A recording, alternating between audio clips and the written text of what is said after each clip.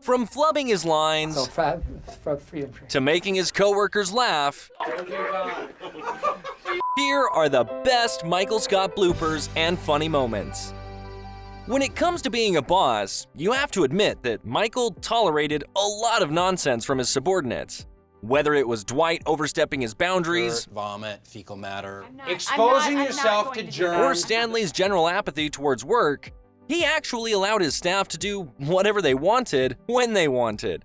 So it should come as no surprise that he was bound to snap at some point in the series. Turns out that it was his right-hand man Dwight who finally pushed him over the edge. I want you all to be Bavons, okay? Yvonne is a girl's name. You need to shut the up.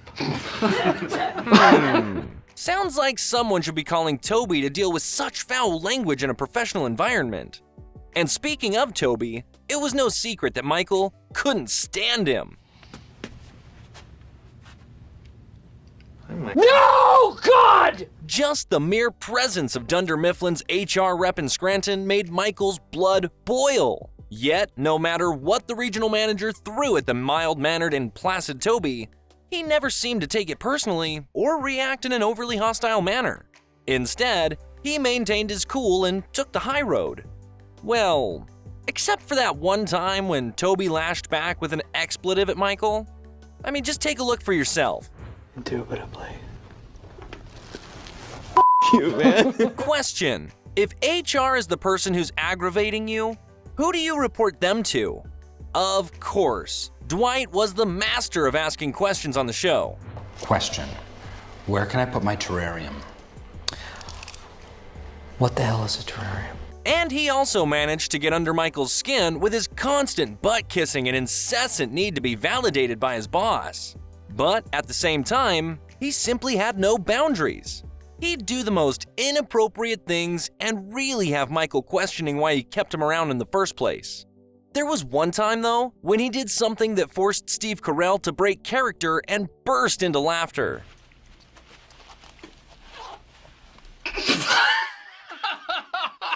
Yeah, it would be hard not to crack up here, especially with the zipper sound being so close to your ear.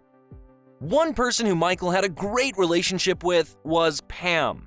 While she did get annoyed by him sometimes, he proved that he was always more than just a boss to her, but also a friend who truly cared. That being said, their best moments were always the times when Michael would walk into the office first thing in the morning and speak to her. As it turns out, Steve couldn't help but react in a typical Michael way whenever Jenna Fisher forgot her lines. Yeah. Take a longer pause before you answer, Pam. While they both found the funny side of it, Steve also wasn't against laughing at himself when he messed up on a take of his. Like this one. Is she hot? That was such a bad take. That was the worst take ever. Ah, now that was a priceless moment. Another employee who Michael saw as a friend was Jim Halpert.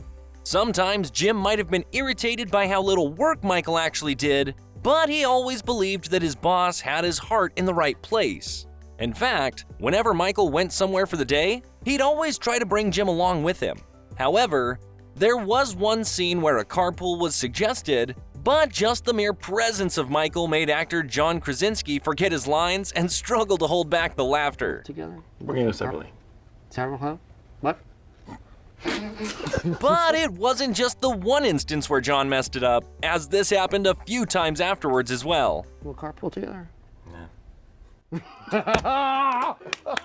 The scenes that Dwight, Jim, and Michael all shared were some of the best on the show. There was a natural chemistry between the three of them, and you couldn't help but shake your head at their schemes gone wrong. More importantly, the three just had an uncanny knack of making each other laugh. For example, just take a look at this scene. I cut a chunk out of my penis for nothing. Oh, it didn't end there though, since they had to film another take after that. The result, however, was exactly how you'd expect it to turn out. I cut a chunk out of my penis. This was definitely one of those times that the director should have cut for lunch because the giggles were far too contagious. Michael also had a tumultuous relationship with David Wallace, one of the head honchos of Dunder Mifflin. Whenever he had an issue, he immediately got onto the phone and called David for advice or intervention. But David was a busy guy who wasn't always impressed about being bothered by trivial or petty matters. Expectedly, a blooper between the two of them was always going to exist and be totally funny.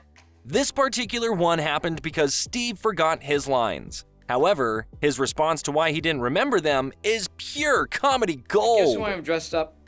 Sorry. One more time. You should have, like I do, I have the lines right in front of me. I know. I've painted them on the inside of my eyes. Imagine that was actually true and eyelids could hold the script. Then, no actor would need to bother with rehearsals anymore. One of the best storylines of The Office was the relationship that Michael had with Jan. Undoubtedly, they were terrible together, but their chaotic romance proved to be comedy fodder for everyone else around them. Dinner Party is a fondly remembered episode by fans as it was an evening of hilarious events as Michael and Jan tried to host a dinner party that went pear-shaped rather quickly. Michael, though, tried to be a gracious host, but this didn't mean that he didn't crave people's attention on him at all times. Okay, now that the tears were rolling down the faces, it was game over. Filming this scene proved to be a disaster since the actors weren't able to hold in the laughter anymore. Though there was one pivotal point that everyone just couldn't contain themselves anymore. Check this out. Folds.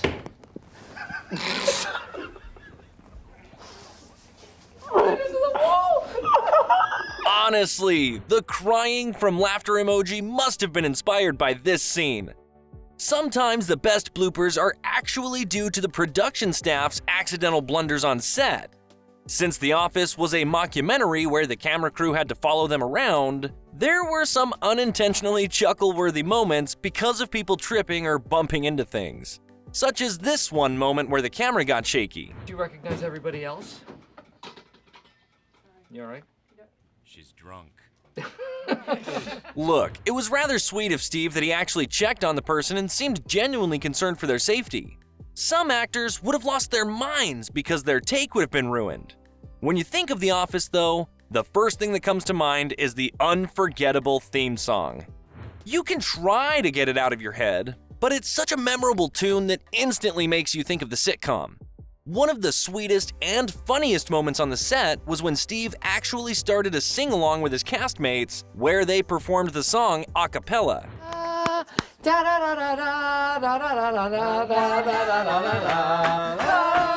Look in the background and see how much Ed Helms is feeling this scene here, just like his character Andy would have.